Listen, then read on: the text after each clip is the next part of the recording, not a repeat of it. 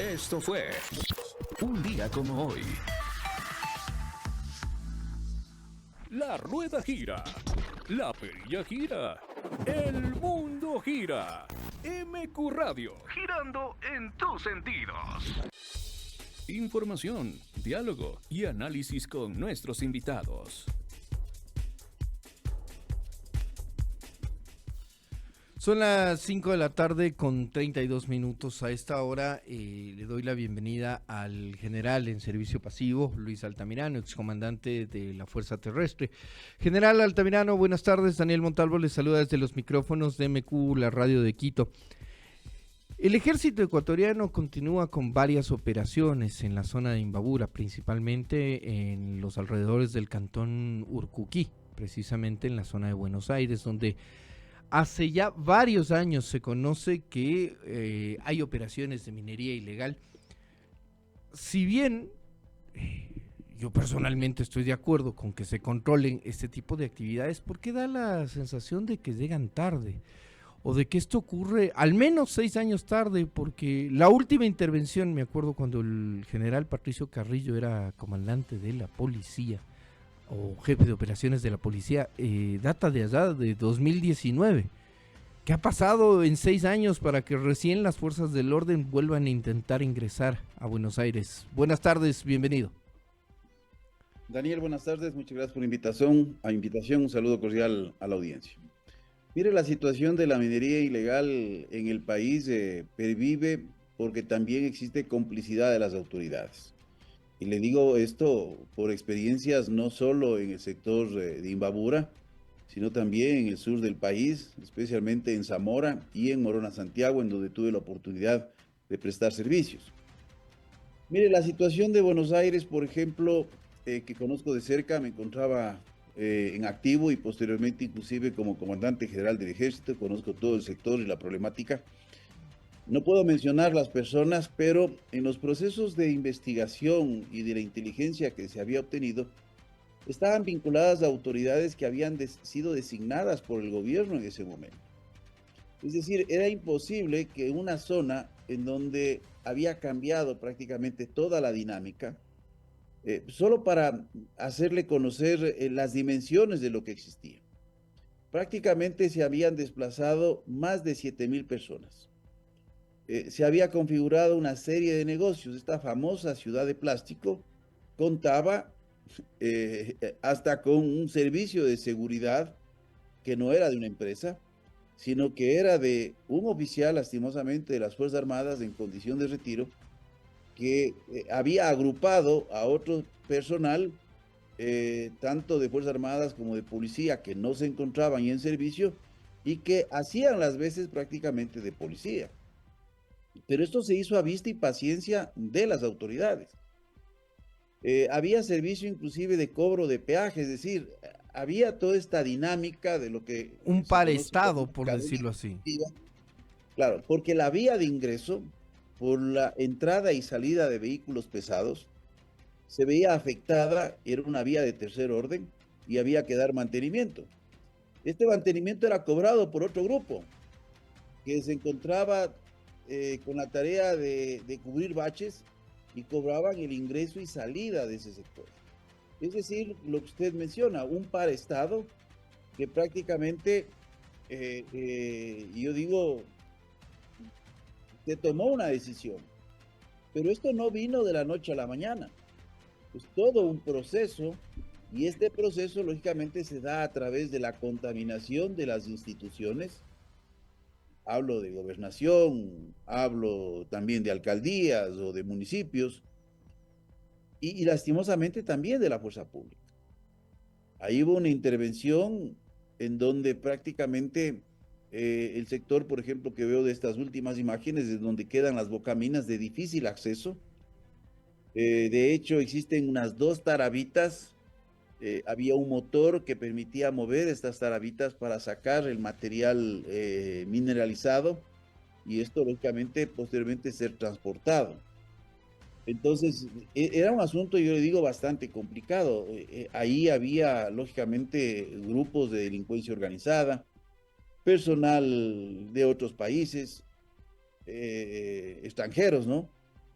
O sea, era realmente una situación muy complicada la que se vivía en ese año que usted menciona.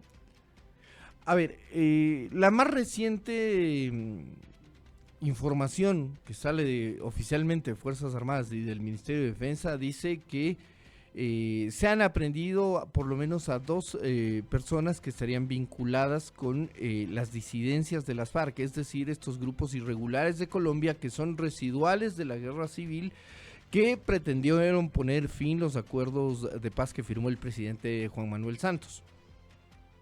En ese marco se habla de que ahora en Buenos Aires está operando este Frente Oliver Sinisterra, de ingrata recordación, aquí en el Ecuador. Fue el autor o el que estuvo vinculado a los atentados del Comando de Policía en San Lorenzo en el año 2017, al final del 2017, y en el secuestro y asesinato de los periodistas de Diario El Comercio en el primer trimestre de 2018. No obstante, antes de eso, nos decían que en esa zona operaban las denominadas Águilas Negras, en cambio un grupo residual de las AUC.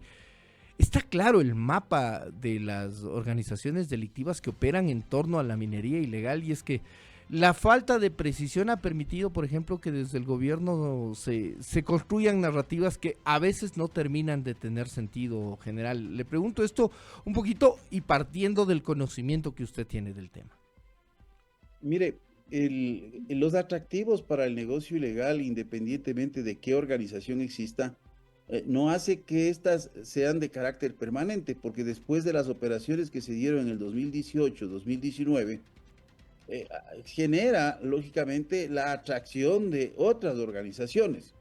Yo no puedo aseverar de cuál organización se trata. Aquí lo que es importante es recalcar lo siguiente: una política para poder sostener un esfuerzo que contrarreste la minería ilegal requiere de una presencia de carácter permanente. Reconocimiento, vigilancia, presencia. Pero requiere también de la intervención del Estado en otras áreas. Porque la zona de Buenos Aires no es que es una zona pobre, no es, pero sí se requiere la intervención de otras áreas para que haya presencia del Estado. Y a través de esta presencia del Estado también se pueda recabar elementos de información que puedan alertar frente al cambio del modo de vida. Porque mire, cuando se dio esta situación, no estamos hablando simplemente de una carretera o una vía de tercer orden en donde entraba y salía vehículos con el transporte de este material mineralizado. Entraban y salían vehículos porque entraban y salían personas, porque esas personas también descansaban. Además, Entraban y salían vehículos porque entraban alimentos. Con un paréntesis general de que en 2021, recuerdo que por una denuncia en ese entonces de las autoridades, se encontró, por ejemplo, a personal militar en servicio activo dando seguridad a estos vehículos. Y este es un caso que la Fiscalía no terminó. Una situación de un material mineralizado que estaba siendo sacado y que había sido desviado. Ahí vemos el poder que puede tener la codicia y también la incidencia de la corrupción. Por eso es que se necesitan dobles controles, hay que superponer estos controles. Y eso es uno de los cambios estructurales que requiere realizar el Ecuador y de los que yo he venido hablando cerca de 3 años. Nosotros tenemos una policía judicial. Esta policía judicial investiga policías.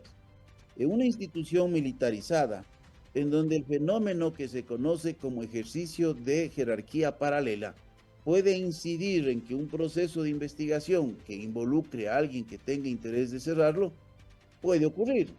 Y el caso más emblemático que tenemos es el caso León de Troya, en donde desde el propio mando de la Policía Nacional, con conocimiento de un presidente de la República, se cierra un proceso de investigación. Ese era un proceso de investigación importante.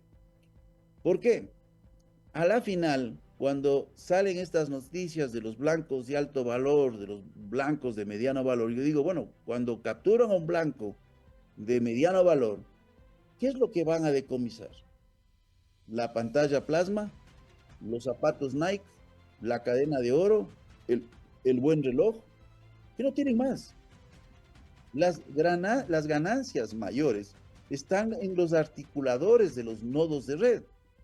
Esa hubiese sido una gran oportunidad para descubrir lo que yo he denominado el sistema sanguíneo del crimen organizado, que es lo que alimenta el crimen organizado, es decir, las ganancias. Aquí hay dos puntos medulares para poder enfrentar el problema que tiene el país. El uno, lógicamente, las finanzas, y el otro, el sistema de justicia. Me parece que estos son los dos centros de gravedad que tienen que ser enfocados. Si no hay un sistema de justicia que pueda procesar los casos, a la final caemos en esta permanente impunidad, y la impunidad alienta que estas conductas se vuelvan a repetir, porque no existen consecuencias. Entonces, no podemos pensar de que la solución de esto es, como alguien dice, pongámosle más voluntad. No, es que no es de ponerle solo más voluntad, es de poner soluciones inteligentes que puedan cambiar la arquitectura de seguridad del país. Entonces, también se puede pensar en un cuerpo especializado que tenga una responsabilidad directamente, por ejemplo, con la ARCOM, para el control de los espacios mineros. Es decir, este concepto de fuerza pública, de Fuerzas Armadas, Policía Nacional, hay que quebrarlo, hay que ampliar y generar planes de carrera y condiciones inclusive de permanencia y condiciones laborales similares. Servicios de seguridad especializados, por ejemplo, en materia de hidrocarburos para combatir el tráfico, los pinchazos al oleoducto, en materia minera para verificar la legalidad de las extracciones de material mineral, en forestal para verificar, por ejemplo, actividad maderera dentro de áreas protegidas. O sea, estamos hablando de pensar en cuerpos de seguridad especializados. Mire, cuando nosotros pensamos simplemente en cantidad y no en calidad, entonces tenemos a las personas haciendo varias cosas, pero no haciendo ninguna de forma profunda y de forma adecuada. Y esto tiene que tomarse con otros procesos de transformación al interior de la Policía Nacional y lógicamente de las Fuerzas Armadas. No es una sola medida. El problema es que aquí vivimos de una sola medida. Por ejemplo, cuando se anunció, recuerde usted, en el gobierno de Lasso, el incremento de 30,000 policías. Esta fue una medida que se tomó a los 5 días de llegada un nuevo ministro. Y yo me pregunté en ese momento, y usted puede revisar mis declaraciones en varias entrevistas, bueno, ¿se sentaron a la mesa para saber cuál era el costo de incrementar 10,000 policías al año? Alguien le dijo, porque si yo tomo una decisión en una empresa, yo estoy con el director de recursos humanos, el director financiero, el director de producción u operaciones, y de esa forma. Lo propio en el Estado, porque todo tiene un costo. El problema es que muchas veces se toman estas decisiones y no se dan cuenta que estos costos en el tiempo se vuelven insostenibles para un presupuesto del Estado que es exiguo.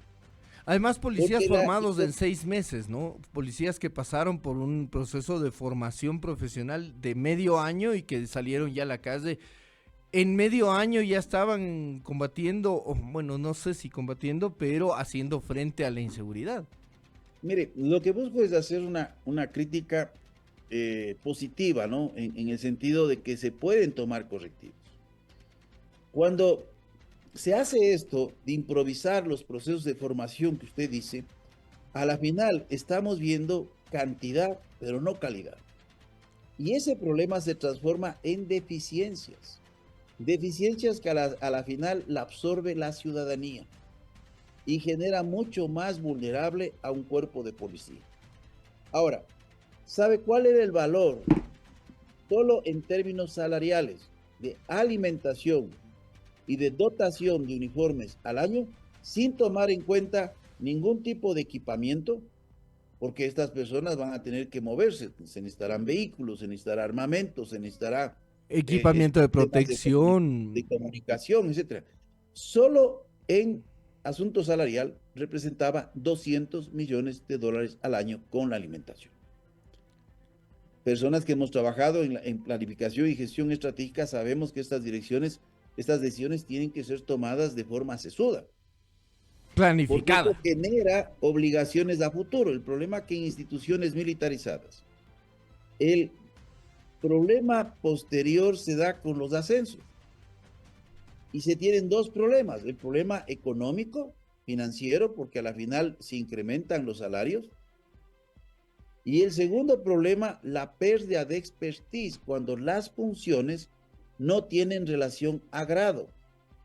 Mire qué se hizo, por ejemplo, se incorporó, y para mí esto es terrible, se incorporó 850 efectivos especializados en áreas de antropología, de comunicación social, de la parte legal, de medicina legal. Oficiales de servicio, que se llama. El problema, ¿cuál es? Que usted no necesita grado para esas funciones. Y el momento que usted les da grado en una institución militarizada como la policía, el teniente, que es un médico legal que tiene que hacer autopsias, abrir cadáveres, cuando sea capitán dice, bueno, yo no puedo seguir haciendo lo mismo porque soy capitán, ahora tengo que ser, ya no puedo estar con un cadáver, sino con una escuadra de cadáveres. Es crudo decir esto, pero la realidad. Y salen a cumplir otras funciones para las que no se prepararon. ¿Y qué hace el antropólogo? ¿Qué hace el sociólogo? El comunicador social mismo. Exactamente. Entonces, el presupuesto del Estado, yo digo, siempre sabía decir esto, hay que manejarlo como que fuese el presupuesto de uno, para que nos alcance. Para que después no tengamos que estar en apuros, ¿no? Y aceptando recortes de impuestos. Entonces, con recursos limitados, Daniel, no se pueden tomar estas decisiones. General... Y un crecimiento desproporcionado que va a generar después problema de vacantes, porque con los ingresos que se dieron, de repente usted tiene problemas de vacantes. ¿Y qué es lo que se hace? Simplemente se comienza a trabajar en el orgánico. Para que nos entiendan, el orgánico es prácticamente el sistema en el cual se voy a generar vacantes. Entonces creo una ilusión para evitar la salida anticipada de este personal. Entonces, ¿por qué no se pensó, por ejemplo, porque en ese tiempo yo había referenciado la necesidad de contar con una policía de investigaciones? Una policía de investigaciones independiente de la Policía Nacional. Esto no es malo. Colombia lo hizo cuando tuvo penetración en la Policía Judicial, que es una rama de la Policía Nacional de Colombia. Pero tienen también un cuerpo técnico de investigación, que este momento en Colombia tiene cerca de 10.000 efectivos. Pero cuando inició, prácticamente hay que iniciar. O sea, mire, nadie se gradúa de bachiller porque tiene el deseo de estudiar el último año. No, tiene que hacer un proceso. Tiene que con el primer año de educación básica y hacer todo un proceso. Entonces necesitamos iniciar estos procesos. Mire, por ejemplo, en Chile es mucho más sólido, porque en Chile, Carabineros, que es el equivalente a nuestra policía, que es la policía uniformada, Carabineros, no se investiga. Claro que tiene asuntos internos, tiene algunas facultades de investigación, pero quien investiga es la PDI, la Policía de Investigación. Romper estos paradigmas es difícil porque hay resistencias institucionales, por eso hay que venir de fuera. Ahí viene el direccionamiento político para imponer cambios que sean necesarios. Recuerde usted que siempre se ha hablado de la necesidad de la depuración. Si la depuración no es simplemente dar una declaración y seremos implacables con las personas. Pasar polígrafo y ya. Hagan esto. Claro. La depuración funciona con sistemas superpuestos. Entonces, por ejemplo, ¿por qué no se crea una Agencia Nacional de Medidas de Confianza totalmente independiente? Es que el problema también es ese. Que puede depender del CIES. La Fiscalía, de igual forma, debe tener su cuerpo técnico de investigación independiente del Ejecutivo. En Colombia es una situación inclusive muy interesante. Yo no digo que sea lo mejor. Hay que tomar... ¿Cómo funciona la Procuraduría General en México? Que tiene su cuerpo de investigación armado, detectives que no es que salen a combatir, pero sí hacen investigaciones y en ese marco requieren un nivel hay que definir, mire, cuando ya hay un delito... entra este cuerpo especializado porque ese delito hay que determinar responsables y trabajan con la Fiscalía, en este caso con la Procuraduría General en México, para impulsar la causa penal cuando son delitos de acción pública. Entonces, eso es lo que se necesita.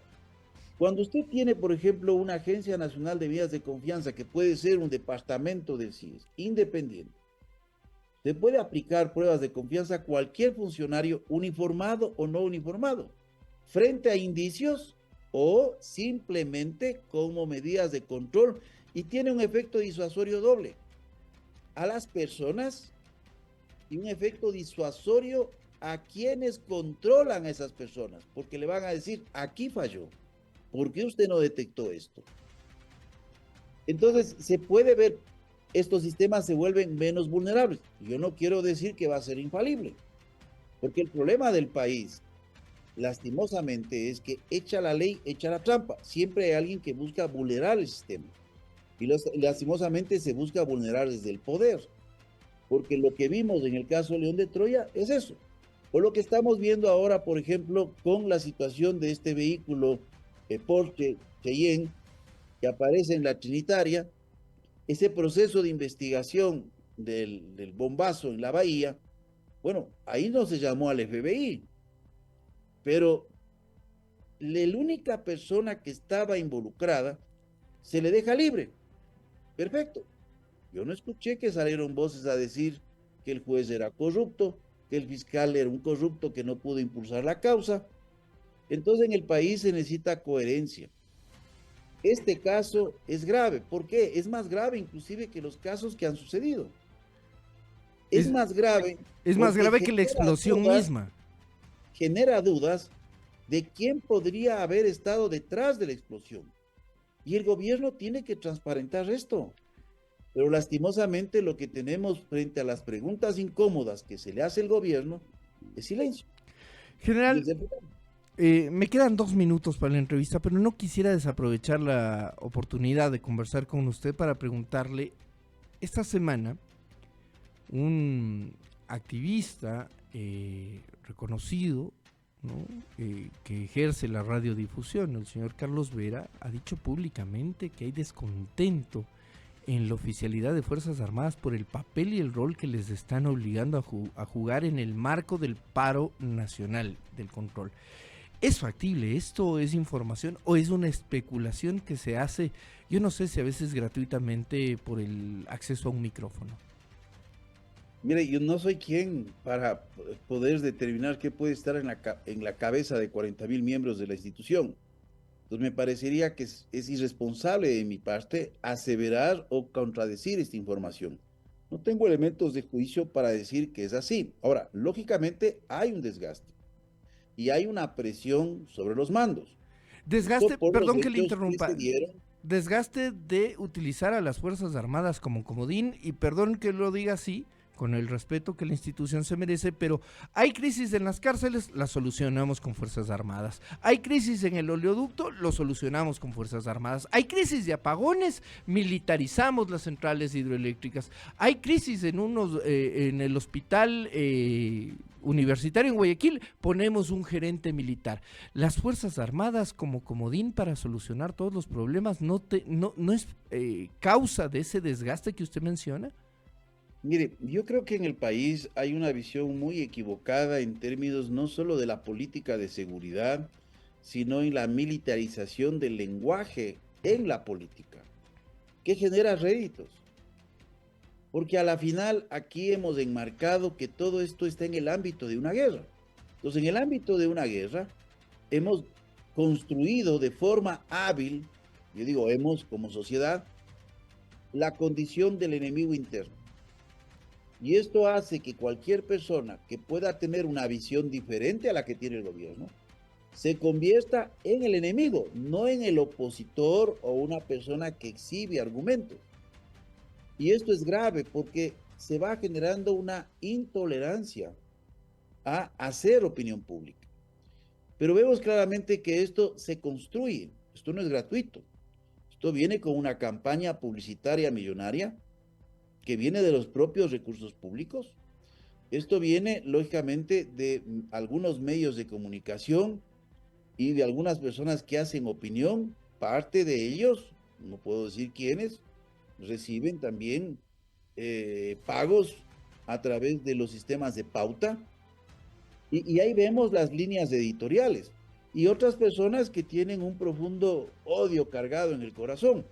Porque le digo, el país, mire la juventud, no necesita pensar que el problema del Ecuador es esta polarización. El problema del Ecuador no es la polarización, pero es la cortina de humo ideal para tapar los graves problemas que están atravesando el país. Le digo, no hay el tiempo. Yo hago análisis presupuestario, he publicado en mi cuenta de X varios aspectos. Por ejemplo, cuando recién salió un comunicado en donde el gobierno anuncia que se van a construir residencias universitarias, yo saqué unos comunicados, porque hago análisis presupuestario, indicando cuál es la situación de la ejecución del presupuesto en las universidades. Usted se cae para atrás. El gasto de inversión asciende al 25% hasta hace pocos días. Como no existen valores comprometidos adicionales, cuando uno revisa el presupuesto, quiere decir que no se llegará más del 25%. Y a esta altura del año difícil ejecutar más, ¿no? Es que, mire, si usted tuviera un comprometido este momento adicional al gastado, uno podría decir, bueno, es que se van a entregar obras en diciembre y se pagan. Pero ni siquiera está comprometido. Yo le digo, personas que hemos estado en el sector público, que hemos trabajado en esta área, sabemos que los procesos precontractuales requieren certificación de fondos. Y esa certificación automáticamente pasa al comprometido en el presupuesto general.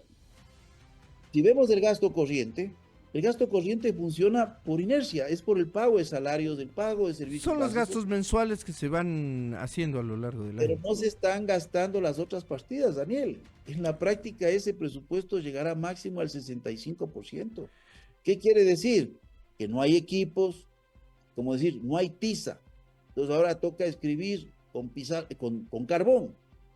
Esa es la realidad. Entonces yo saqué un Twitter que decía, aquí se cortan cintas de anuncios, pero no de obras, porque aplausos, pero uno regresa a ver el presupuesto y no se ha gastado lo que ha sido planificado.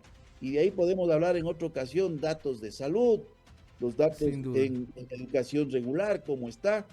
Es una debacle el nivel de gestión del gobierno y en gran medida también se debe a que el problema no solo es la recaudación, el problema es una bonocracia en donde se han gastado. Este año se prevé gastar cerca de 1.350 millones de dólares en bonos adicionales, son bonos electorales. Y ahí es cuando uno se pregunta, le quiero comprometer, general, para una próxima ocasión hacer ese análisis presupuestario y ese análisis de ejecución, porque sin duda, cuando cerremos el año y veamos que no hay la carretera, que no hay las obras, será, o no hay medicinas, o no hay el equipamiento médico, será de regresar a ver esos temas. Gracias, general Altamirano, siempre es un gusto conversar con usted. A usted, muchas gracias, muy amable. 6 de la tarde en punto. Cerramos aquí esta emisión de MQ Noticias al cierre correspondiente a este 21 de octubre de 2025. Se quedan ya en compañía del señor Juan Carlos Folleco.